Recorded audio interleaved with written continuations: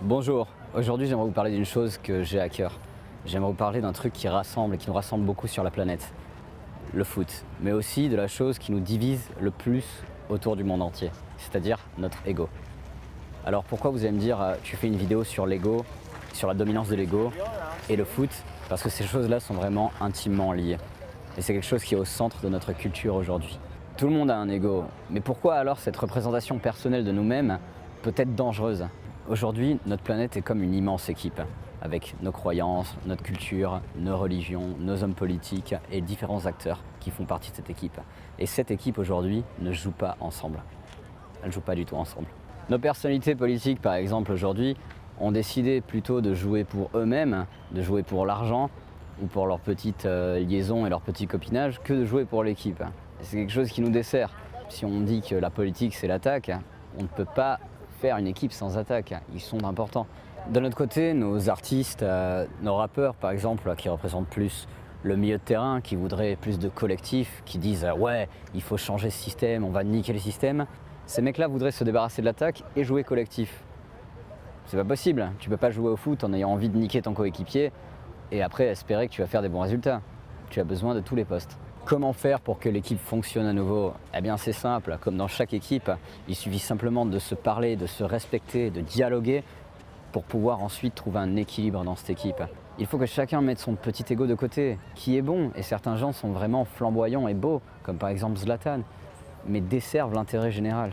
C'est seulement après ça qu'on pourra vraiment prétendre à jouer au meilleur niveau et s'éclater. Voilà une des nombreuses valeurs que le foot m'a apprises et qu'on peut appliquer partout. Monsanto, qu'est-ce que tu fais pour que toutes tes tomates soient les mêmes? Qu'est-ce que tu veux faire? C'est quoi le projet? Laisse tes tomates s'exprimer. Tu as besoin de toutes sortes de tomates dans ton équipe. T'as pas besoin de 11 tomates les mêmes. Jeune personne de ma génération, combien d'habits et de matériel as-tu donc besoin pour pouvoir te sentir bien? Tu joues bien même sans ça.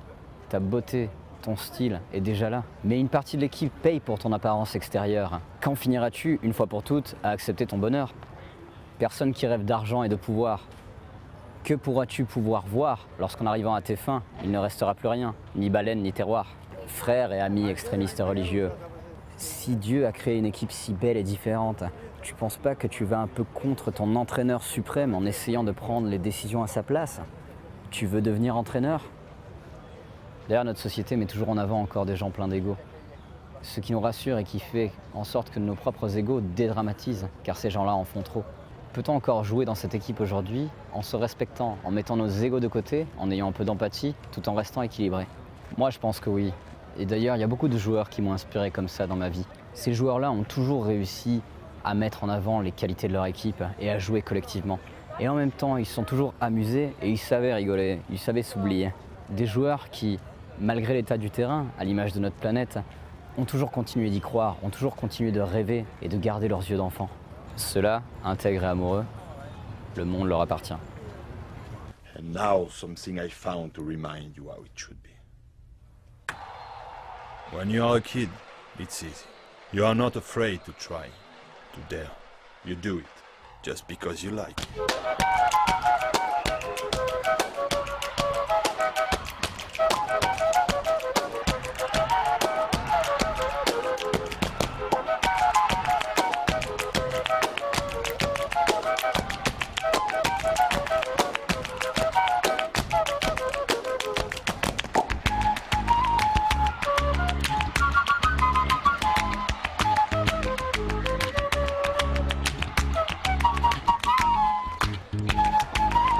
So my advice to you is never grow up, my friends.